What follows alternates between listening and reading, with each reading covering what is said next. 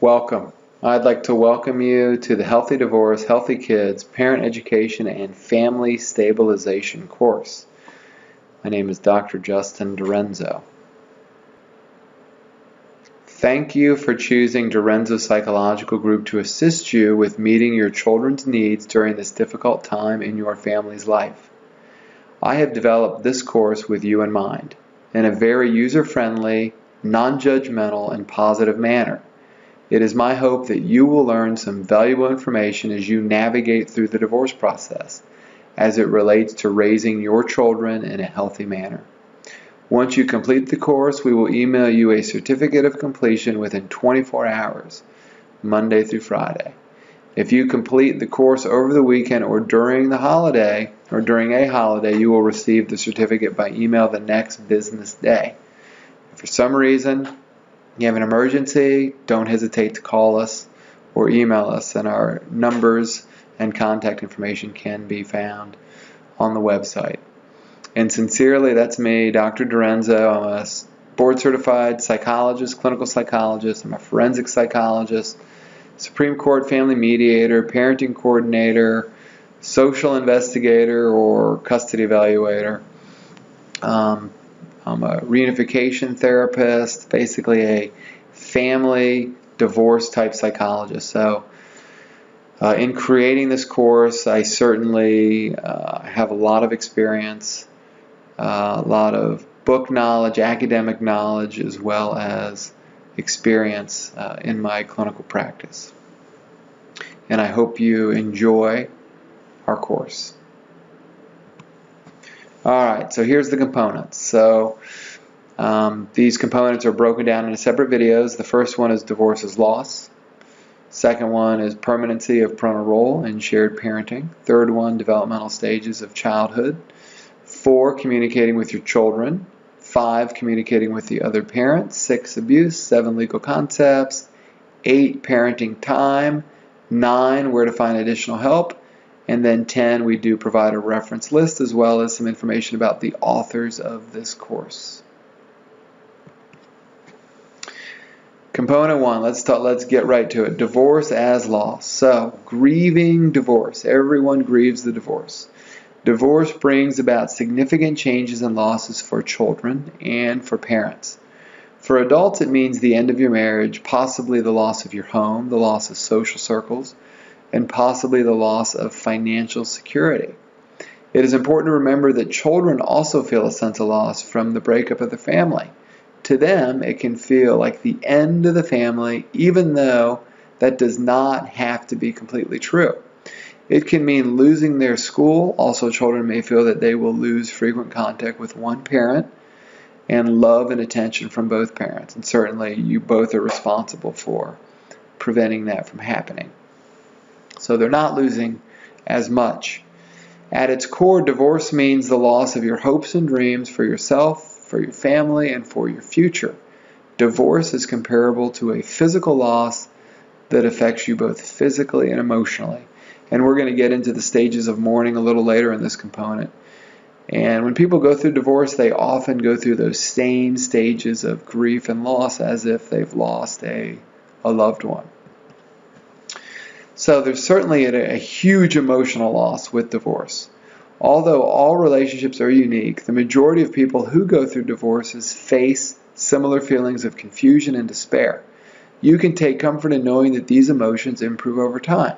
Now, even if you did want the divorce, though you will often experience an emotional loss, there will be feelings of guilt, shame, regret, confusion, and emotional loss, even if you wanted the divorce.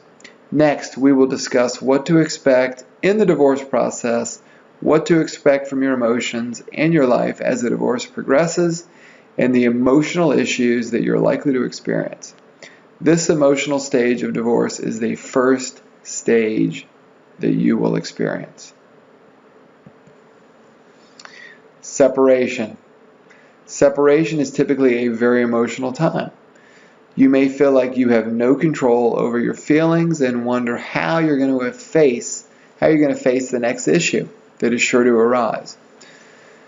So what do we do? So first there's the loss, the feeling of loss, and then we start separating. And what do we do during the separation? Well, we've got to communicate with our spouse or our future former spouse in a productive way that is going to resolve the issue. Figure out the next steps you and your spouse are going to take if you're divorcing. Remember to keep your kids' feelings a priority during decision making. Inform your kids about what is going on, but do not give them too much detail. They don't need to know exactly why you're getting divorced. Provide emotional support to your children and let them know you are there for them. What to avoid during the separation? Do not make major decisions during this time period. This is a highly emotional period that is often coupled with poor judgment and irrational thinking. You're both very worried and afraid about what's going to happen. You're both facing lots of uncertainty.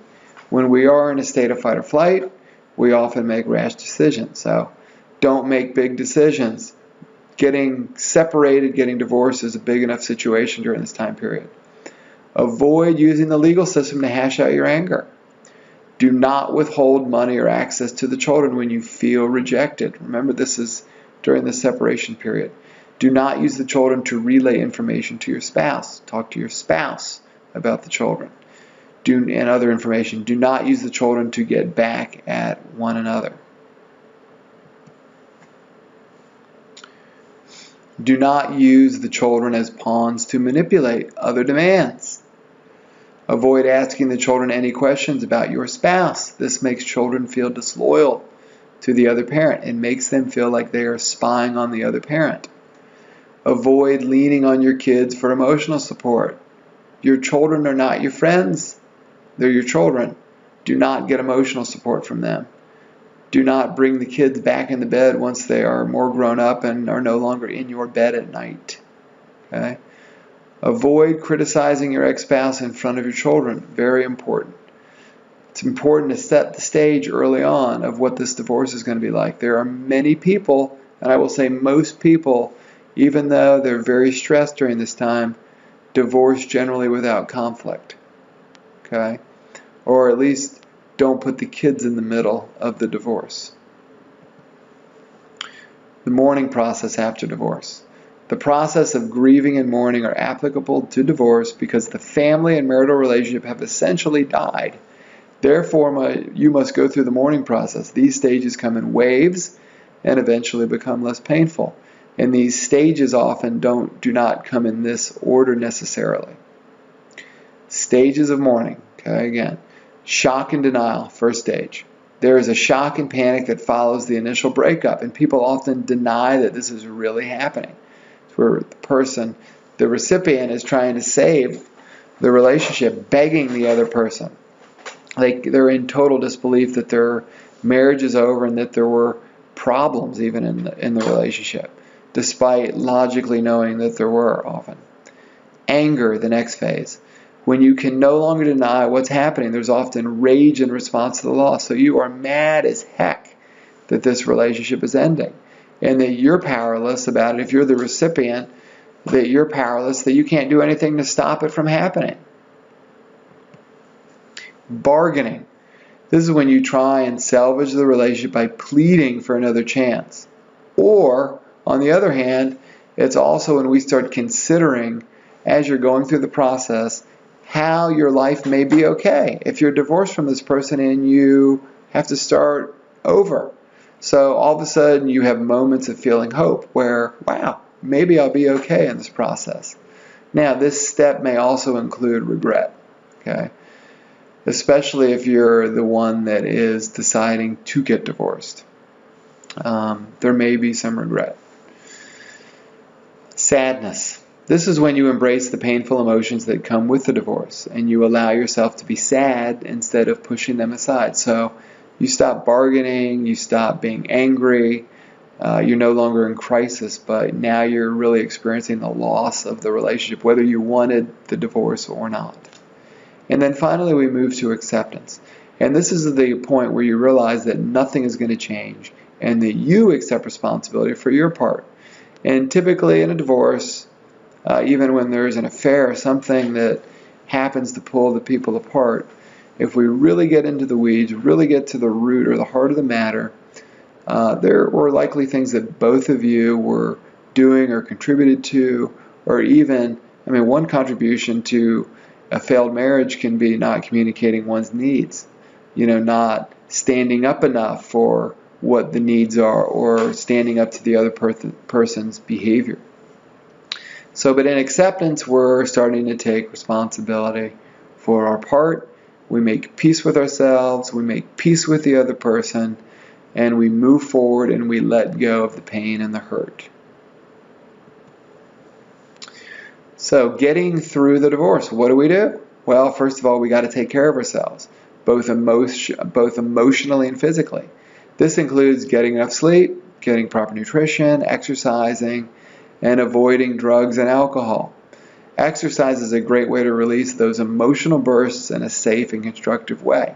Now, people that drink a little often start drinking a lot during divorce.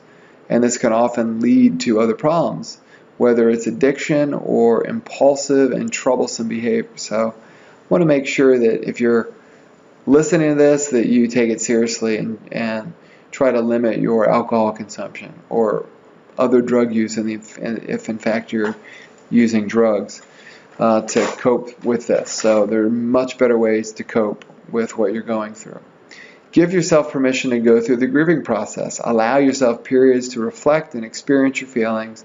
It is common to feel a wide range of emotions during and after divorce, including, these are just some of the emotions: anger, resentment, sadness, relief, guilt, fear, and confusion.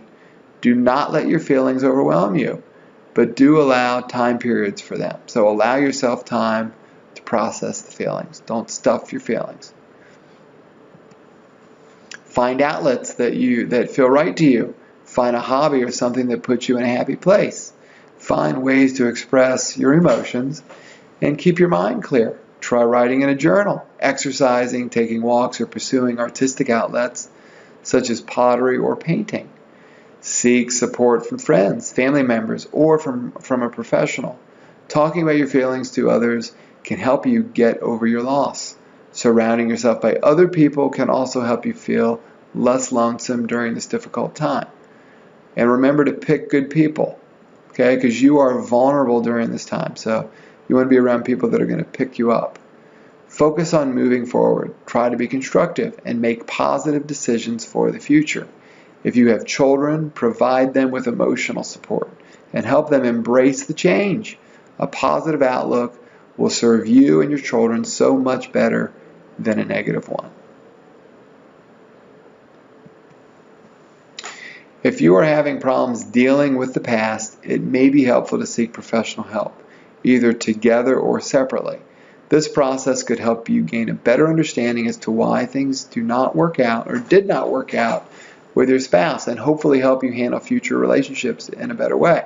Now, people often use psychologists or other mental health specialists to assist them in going through the divorce process, and even helping them with the separation process in terms of how do we communicate with the kids, how do we arrange a temporary time-sharing agreement together without going through the court system.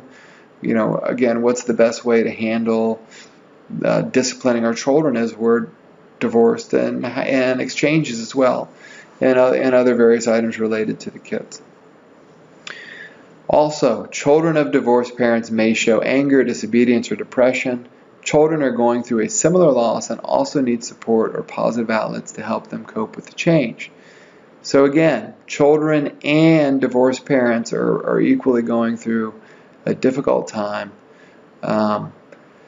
Our kids may seem like they're doing well. We don't necessarily know how they're doing unless we talk to them and talk to neighbors and talk to their teachers too, to get information about them. But we're going to get into dealing with the kids in another component in the future. So, changes after divorce. Divorce creates a change in many aspects of you and your children's lives. The breakup of a marriage often means change in identity. So you're now single, and your children are now coming from a divorced family. No longer is there that that single family or that group family unit. There's changes in finances, changes in family structure. I mean, in the future, there may be two new blended families. Changes in relationships. So changes in social life. So no longer do you guys share the same friend groups. Okay, often friend groups start breaking up.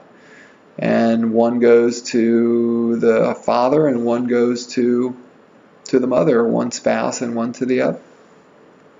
Changes in social life again. Changes involving moving, going to a different school, and parental remarriage. And then changes in responsibilities. So often one parent who has not been that involved with children or in the marriage or with children in family life, often divorce will ignite a renewed sense of responsibility, a renewed sense of participation. So this is what I see often. There's some resistance from the partner that typically had the majority of responsibility, and they're really confused as to why the other partner wants more time sharing or wants to visit with the kids. So divorce does spark changes. Let's talk about the phases of the loss of the family structure. So I think this is really interesting to be able to map what's happening in your family. So first of all, there's an individual cognition.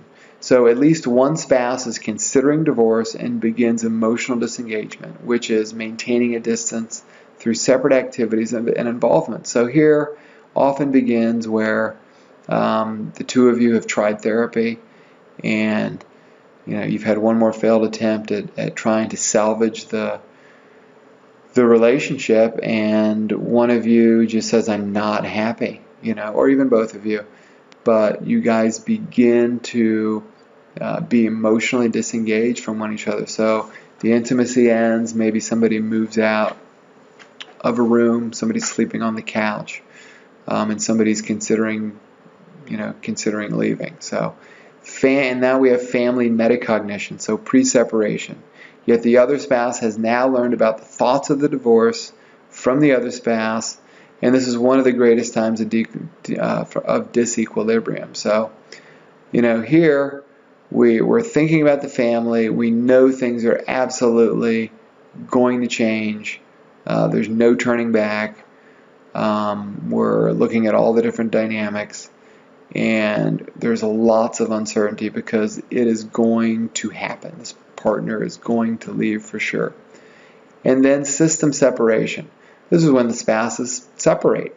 There may be a series of separations and reconciliations, and this is what gets so confusing because the other spouse a spouse that didn't want the divorce is totally confused because the other person keeps coming back, or they continue to have family dinners, or one spouse comes over to mow the grass to take care of the family, or there may be some sexual experiences together, some intimacies. And it's really confusing for both partners because if you think back about your other relationships before you were ever married, think about how long it took, even in high school, back in college, that sometimes it often took a long time to break up. So breaking up a marriage is even more difficult at times. So there will be a series of separations and reconciliations. And then finally, there's a system reorganization where there's a clarifying of new boundaries. This is where your parental roles need to be reorganized rather than dismantled. So now there's two parents, but two separate homes.